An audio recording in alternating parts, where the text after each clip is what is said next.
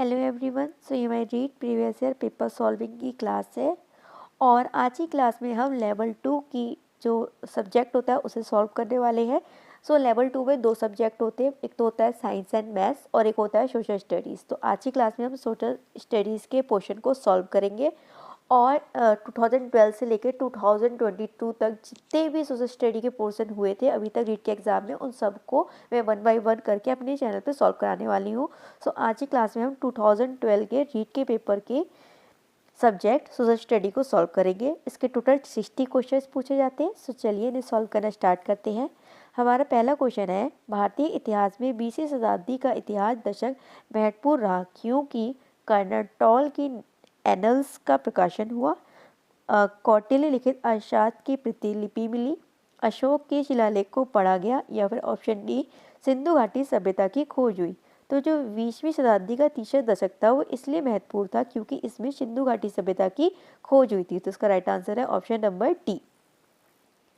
निम्न में से कौन सा कथन असत्य है? तो आपको यहाँ पे असत्य वाला चुनना है। वैदिक युगीन सभ्यता में संस्कारों का ह्रास हो गया था। वसुधैव कुटुंबकम की भावना वैदिक सभ्यता की देन है। रामायण महाभारत की अपेक्षा लघु ग्रंथ है।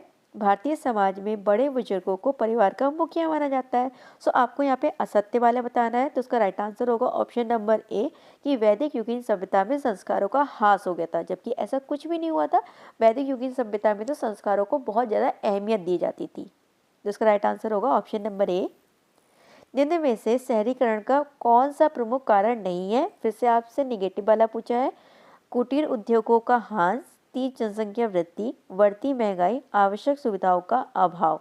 सो देखिए, जब कुटीर उद्योगों का ह्रास हो जाता है तो लोग क्या करते हैं, गांव से शहरों की ओर पलायन करते हैं सो डैट वहाँ पे वो फैक्ट्रियों में काम कर सके। तो ये तो असत्य नहीं होगा। तीव्र जनसंख्या वृद्धि के कारण भी लोग गांव वाले एरिया से कहाँ पलायन करते हैं, शहरी वाले एरिया में, या फिर धीरे धीरे गांव का ही शहरीकरण हो जाता है। ठीक है।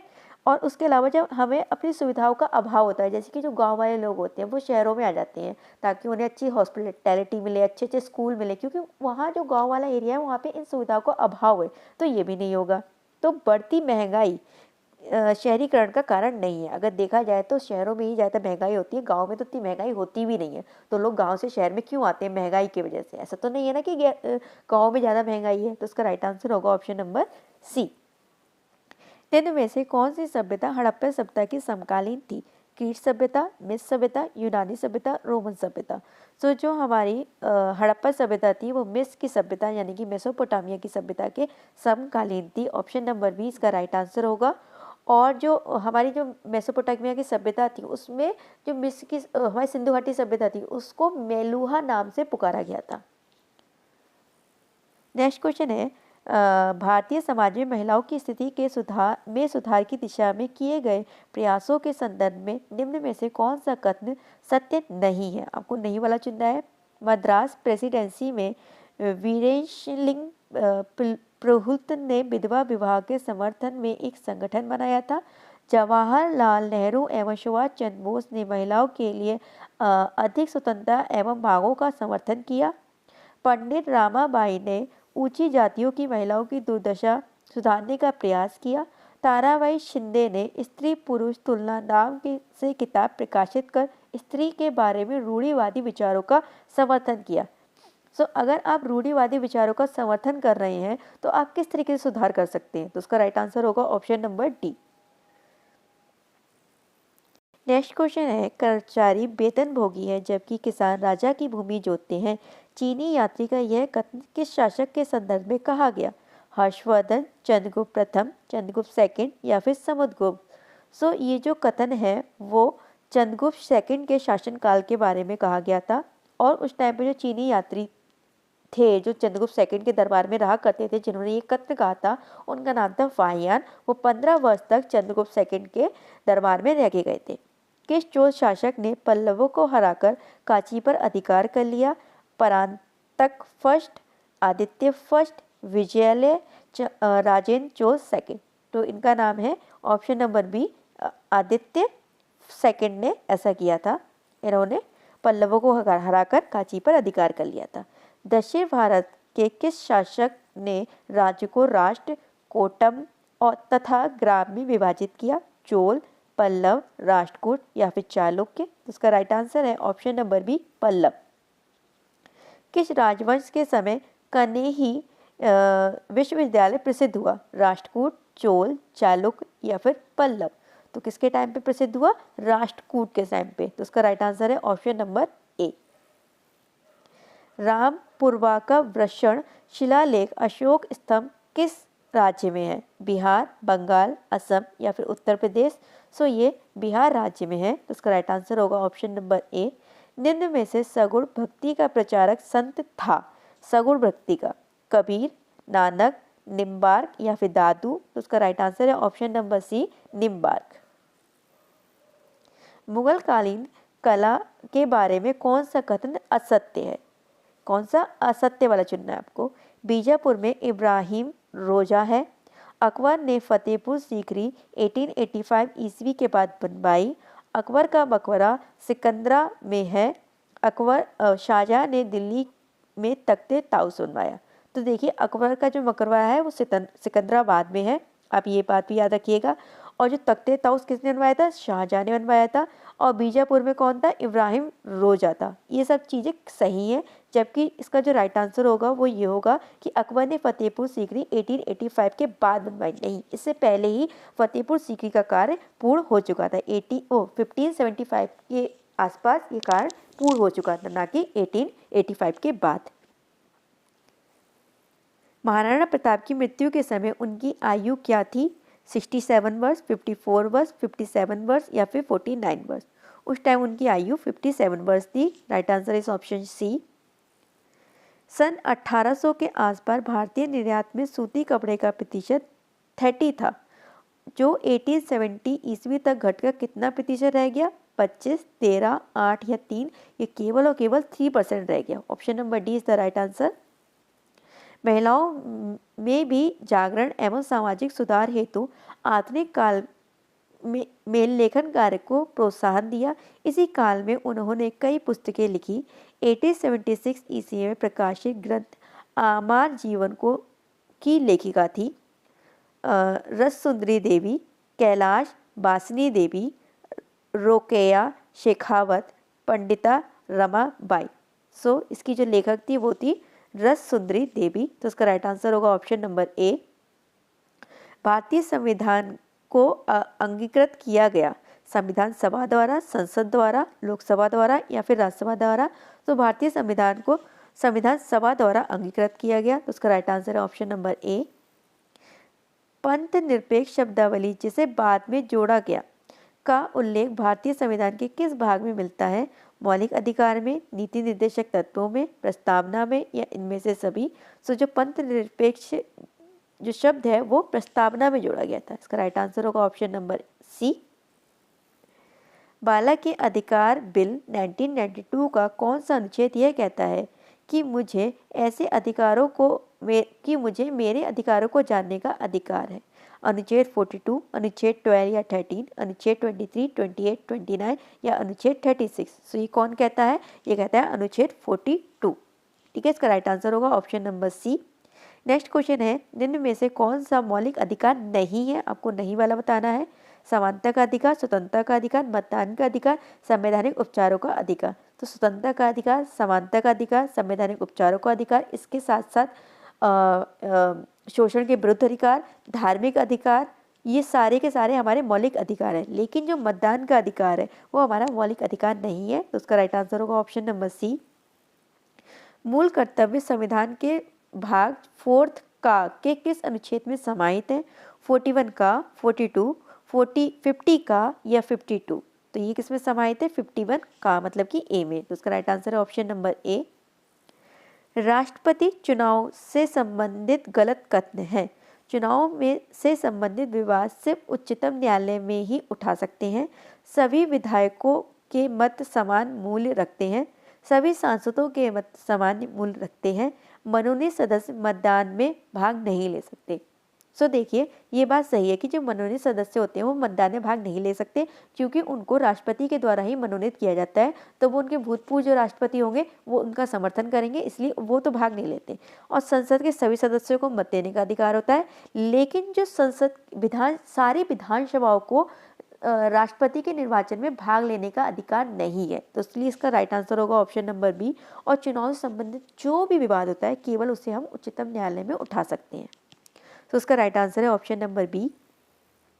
पंचायती राज संस्थाओं को प्रभावी एवं सशक्त बनाने के लिए 73वां संविधान संशोधन किस वर्ष पारित हुआ? 1990, 1991, 1992 या 1993?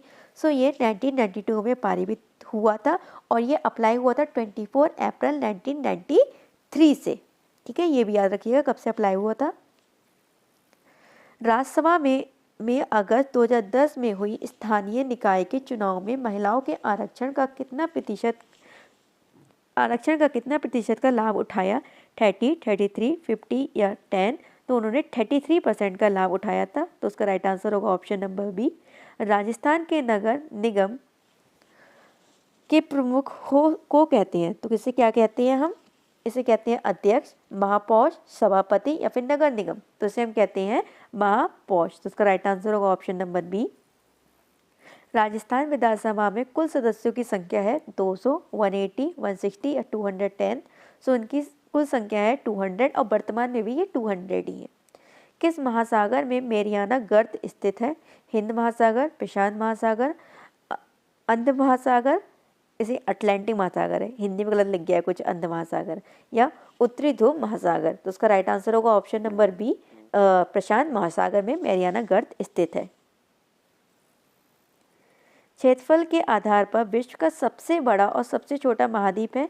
तो विश्व का सबसे बड़ा जो महाद्वीप है वो एशिया महाद्वीप है और विश्व का सबसे छोटा महाद्वीप ऑस्ट्रेलिया महाद्वीप है। ठीक है, ऑस्ट्रेलिया महाद्वीप एक ऐसा इकलौता महाद्वीप है जो अपने आप में एक कंट्री भी है और एक महाद्वीप भी है। तो उसका राइट आंसर होगा सबसे बड़ा में एशिया और सबसे छोटे में Australia. Option number C is the right answer. निम्नलिखित में से कौन सा एक पृथ्वी का परिमंडल नहीं है? वायुमंडल, ओजोन मंडल, जैव मंडल, स्थल मंडल। तो एटमॉस्फेयर, बायोस्फीयर और लिथोस्फीयर ये तीनों के तीनों पृथ्वी का परिमंडल है, जबकि ओजोन मंडल जो है वो कोई भी परिमंडल नहीं होता है, केवल ओजोन परत पाई जाती है। तो उसका राइट आंसर होगा ऑप्शन नंबर बी। संगमरमर एक उदाहरण है कायांतित चट्टानों का, अपसारी चट्टानों का, आग्नेय चट्टान का या प्लूटोनिक चट्टानों का। जो संगमरमर है वो हमारा कायांत्रित चट्टानों का उदाहरण है। राइट आंसर होगा ऑप्शन नंबर ए। अपक्षय एवं अपर्दन की संयुक्त क्रिया को कहते हैं अपघटन, जलीकरण, कार्बोनेशन या फिर अनाच्छादन। तो इसे हम क्या कहते हैं? संयुक्त रूप को हम कहते हैं अनाच्छादन। Option number D is the right answer. निम्नलिखित में से कौन सा एक धात्विक खनिज नहीं है? बॉक्साइट, तांबा, क्रोमाइट या फिर अभ्रक। तो अभ्रक क्या है? एक धात्विक खनिज नहीं है। तो उसका राइट आंसर होगा ऑप्शन नंबर डी। निम्नलिखित में से कौन सा युग्म सुमेलित नहीं है? आपको रॉन्ग वाला बताना है इसमें से। अनवीकरणीय संसाधन कौन सी है? प्राकृतिक गैस है, ये बिल्कुल सही है। प्राकृतिक संसाधन जल हमारा प्राकृतिक संसाधन है। जैव संसाधन वन है हमारे। लेकिन सर्वव्यापी संसाधन क्या तांबा है? क्या हर जगह तांबा मिलता है? जहाँ आप खोदेंगे वहाँ आपको तांबा मिलने लगेगा? या हर एक स्टेट में, हर एक कंट्री में, हर एक सिटी में तांबा मिलने लगेगा? तो वो सर्वव्यापी तो नहीं है ना, हर जगह तो विद्यमान नहीं है। तो उसका राइट आंसर होगा ऑप्शन नंबर डी, तांबा, जो कि सर्वव्यापी संसाधन नहीं है। सतत पोषणीय विकास की अवधारणा का संबंध है संसाधनों के अधिक उपयोग से, संसाधनों के संरक्षण से, संसाधनों के औद्योगिक उपयोग से, ऊर्जा संसाधनों के विकास से। तो सतत पोषणीय का मतलब होता है संसाधनों के संरक्षण से। इसका राइट आंसर होगा option number B. Next question है, वन जीवों में कम होने का प्रमुख कारण है? वन जीवों के कम होने का प्रमुख कारण क्या है? प्राकृतिक आवासों का नष्ट होना, बांधों का निर्माण, बाढ़ या फिर नगरीकरण। सो बोर्ड ने इसका राइट आंसर ऑप्शन नंबर ए और ऑप्शन नंबर डी दोनों को माना था, क्योंकि ये दोनों ही प्रमुख कारण हैं। एक तो है प्राकृतिक आवासों का नष्ट होना, और ये प्राकृतिक आवासों को हम किस वजह से नष्ट कर रहे हैं? क्योंकि जनसंख्या बढ़ती जा रही है, जिस वजह से हमें ज़्यादा से ज़्यादा नगरीकरण करना पड़ रहा है। तो ऑप्शन नंबर डी और ऑप्शन नंबर ए दोनों ही इसके राइट आंसर हैं। विश्व में निम्नलिखित में से किसी एक प्रदेश में गहन निर्वाह कृषि अधिक प्रचलित है? शीतोष्ण प्रदेश, भूमध्य सागरीय प्रदेश, मानसूनी प्रदेश या फिर अर्धशुष्क प्रदेश? तो इसका राइट आंसर है ऑप्शन नंबर सी, मानसूनी प्रदेश। कौन सा भू आकार विश्व की छत के नाम से जाना जाता है? महा हिमालय, पामीर का पठार, तिब्बत का पठार या दक्षिण का पठार? जो पामीर का पठार है उसे विश्व की छत के नाम से भी जाना जाता है, तो उसका राइट आंसर है ऑप्शन नंबर बी। भारत के किस राज्य में ग्रीष्म ऋतु में सामान्यतः काल वैशाखी हवाएं चलती हैं? तो आपको बताना है कि किन जगह पे काल वैशाखी हवाएं चलती हैं। पश्चिम बंगाल, असम, उड़ीसा या फिर बिहार? जो काल वैशाखी हवाएं पश्चिम बंगाल और असम दोनों ही जगह चलती है, तो उसका राइट आंसर है option number A and option number B both. Next question है, भारत के किस क्षेत्र में याक पशु मिलता है? सुंदरवन, अरुणाचल प्रदेश, दार्जिलिंग या फिर लद्दाख? जो ये याक पशु है वो लद्दाख में मिलता है। इसके ऊपर बहुत लंबे लंबे बाल होते हैं, क्योंकि आपको पता है कि लद्दाख में बहुत ज़्यादा ठंड पड़ती है, बर्फ़ पड़ती है, तो इसके जो लंबे लंबे बाल होते हैं उसे ठंड से बचाते हैं। और जो इसके जो बाल होते हैं वो ऐसे होते हैं कि जब उसमें बर्फ़ पड़ती है तो उसे झाड़ दे एक बार तो उसकी सारी बर्फ़ बाहर को गिर जाती है, मतलब नीचे गिर जाती है।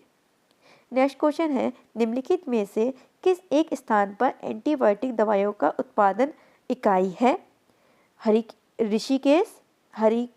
हरिकेश यानी कि ऋषिकेश, देहरादून, शिमला या फिर चंडीगढ़? तो उसका राइट आंसर है ऑप्शन नंबर ए, हरिकेश यानी कि ऋषिकेश। नेक्स्ट क्वेश्चन है, भारत में उपभोक्ता संरक्षण अधिनियम किस वर्ष लागू किया गया? 1982, 1986, 1988, 1991?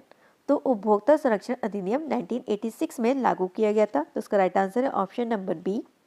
निम्नलिखित में से कौन सा एक कथन अरावली श्रेणी के लिए सही है? सही वाला आपको बताना है।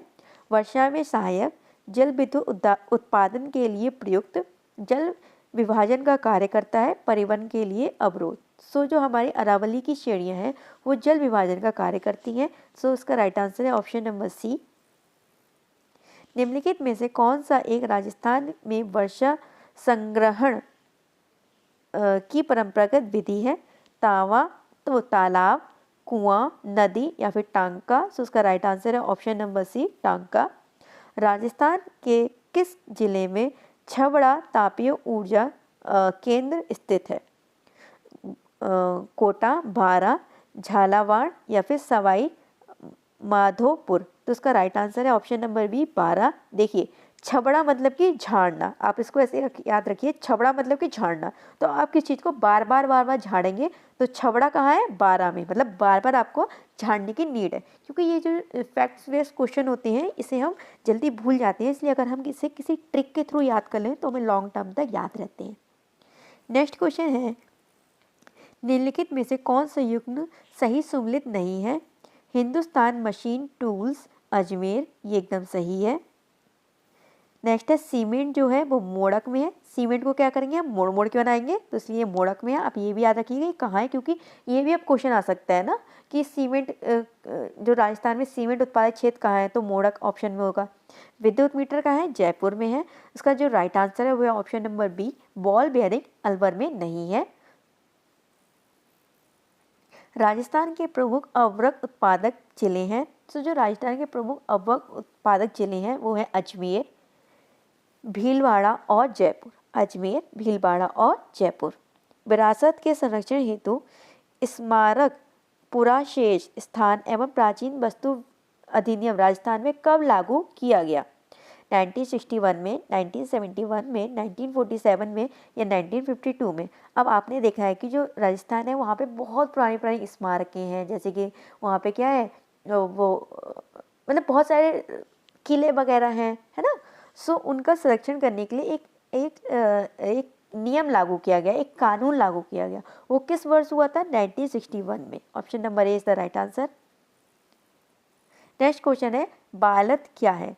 मांड गायक की परंपरा, बिड़जारों का वह बैल समूह जिसकी पीठ पर मान लाद कर विक्रय हेतु ले जाया जाता है, ओलियू का पर्यायवाची, अकाल पड़ने पर मवेशियों को चारे पानी की खोज में अन्य भूभागों में ले जाने की घटना। तो मालत क्या होता है कि जब किसी एक भाग में शुष्कता आ जाती है या बहुत ज़्यादा बर्फ़ पड़ जाती है, तो क्या करते हैं, वो वहाँ के जो जानवर होते हैं उसको दूसरे स्थान पे ले जाया जाता है, सो डैट वो वहाँ पे अपना ग्राजिंग की प्रोसेस कर सके, खाना खा सके अपना ग्रास करके। तो इसी प्रोसेस को हम बालत कहते हैं। तो उसका राइट आंसर है ऑप्शन नंबर डी। जब भी कोई अकाल पड़ जाएगा, तो अकाल क्या हो सकता है कि भुखमरी की स्थिति, ठीक है, सूखा पड़ गया, बाढ़ आ गई, तो ये सब चीज़ें। नेक्स्ट क्वेश्चन है, राजस्थान में जननायक मांडलिक लाल वर्मा के बारे में निम्न में से कौन सा कथन असत्य है? तो आपको असत्य वाला बताना है। इनका जन्म बिजनौर में हुआ था। इन्होंने अपना जीवन एक किसान के रूप में शुरू किया था।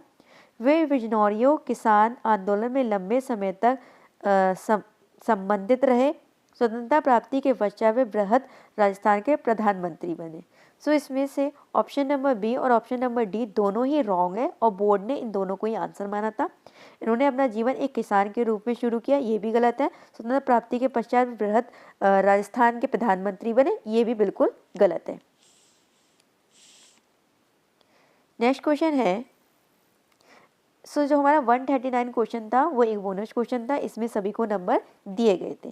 नेक्स्ट क्वेश्चन देखिए, ऐतिहासिक स्थल मानगढ़ राजस्थान के किस जिले में स्थित है? डूंगरपुर, प्रतापगढ़, राजसमंद या फिर बांसवाड़ा? तो जो प्रताप मानगढ़ है वो बांसवाड़ा में स्थित है। ऑप्शन नंबर डी इसका राइट आंसर है। सामाजिक विकास अध्ययन की आवश्यकता है सामाजिक सांस्कृतिक संरचना एवं उसके पर्यावरण के संबंध को समझने के लिए, ढांचागत सुविधाओं के विकास के लिए, तीव्र आर्थिक विकास के लिए, शैक्षिक समस्याओं को समझने के लिए। तो उसका राइट आंसर है ऑप्शन नंबर ए, सामाजिक सांस्कृतिक संरचना एवं उसके पर्यावरण के संबंध को समझने के लिए। निम्नलिखित में से सामाजिक विज्ञान की नवीन संकल्पना कौन सी है? तथ्यात्मक सूचनाओं को एकत्र करना, सामाजिक प्रथाओं का अध्ययन, मानवीय संबंधों का अध्ययन एवं समाज को श्रेष्ठ बनाना, अंतर्राष्ट्रीय संबंधों का अध्ययन। सो जो नवीन संकल्पना है वो है ऑप्शन नंबर सी, मानवीय संसाधनों का अध्ययन और समाज को श्रेष्ठ बनाना। सामाजिक विज्ञान कक्षा इसकी प्रमुख आवश्यकता क्या है? स्थिति, बनावट एवं स्थान, पुस्तकालय एवं वाचनालय का संलग्न होना, प्रदर्शन की सुविधा या प्रयोग की सुविधा। सो उसका राइट आंसर ऑप्शन नंबर ए और ऑप्शन नंबर सी बोथ है, ठीक है। नेक्स्ट क्वेश्चन है, सामाजिक विज्ञान में कक्षा कक्ष प्रक्रिया विकसित करने में सहायक होता है ज्ञान, कुशलता, अभिव्यक्ति, इनमें से सभी। सो ये सब चीज़ें कक्षा कक्ष प्रक्रिया को विकसित करने में सहायक होती हैं। नेक्स्ट क्वेश्चन है क्वेश्चन नंबर 145। सो जो हमारा क्वेश्चन नंबर 145 है वो भी एक बोनस क्वेश्चन था जिसमें सबको नंबर दिए गए थे। नेक्स्ट क्वेश्चन देखते हैं, निम्नलिखित में से कौन सा एक प्रायोजना का प्रकार थॉमस एल रिस्किन ने माध्यमिक विद्यालयों के लिए प्रतिपादित किया था? सामाजिक परियोजनाएं, आर्थिक परियोजनाएं, उत्पादक परियोजनाएं या फिर पर्यावरण परियोजनाएं। सो उसका राइट आंसर है ऑप्शन नंबर सी, उत्पादक परियोजना। नेक्स्ट क्वेश्चन है, निम्नलिखित में से कौन सा एक सामाजिक विज्ञान की मूल्यांकन का मुख्य उद्देश्य है? छात्रों की ज्ञान की जांच करना, उत्तम कक्षा कक्ष अध्यापन, शैक्षिक नियोजन या फिर सामाजिक विकास। सो मूल्यांकन का मुख्य उद्देश्य ये होता है कि हम बालक के ज्ञान की जांच कर सके। तो उसका राइट आंसर है ऑप्शन नंबर ए। नेक्स्ट क्वेश्चन है, अच्छे मूल्यांकन की एक विशेषता नहीं है, वैधता, विश्वसनीयता, निदानकता या फिर नकारात्मकता। तो नकारात्मकता किसी की विशेषता नहीं हो सकती। तो इसका राइट आंसर है option number D. Next question है, सामाजिक विज्ञान के क्षेत्रीय विवरण उपयोगी होता है मूल्यांकन के लिए, अनुभविक साक्ष्य के लिए, मनोरंजन के लिए या इनमें से सभी। सो जो भ्रमण होता है वो अनुभविक साक्ष्य प्राप्त करने के लिए आवश्यक होता है या फिर उपयोगी होता है। तो उसका राइट आंसर होगा ऑप्शन नंबर बी। सामाजिक विज्ञान के किस प्रकार की शिक्षण सामग्री सबसे उपयोगी होती है? मॉडल, संग्रहालय, दृश्य शब्द सामग्री या फिर ड्राइंग उपकरण। तो सबसे ज़्यादा सहायक क्या होती है? दृश्य शब्द सामग्री यानी कि ऑडियो विजुअल एड्स। सो यहाँ पे हमारे एसएसटी के 60 क्वेश्चंस कंप्लीट होते हैं। और आप लोग मुझे ज़रूर बताइएगा कि 60 आउट ऑफ आपके कितने मार्क्स आए हैं। सो आज की क्लास के लिए इतना ही। All the very best. बहुत अच्छे तरीके से रीड की प्रिपरेशन कीजिए। Bye and have a good day.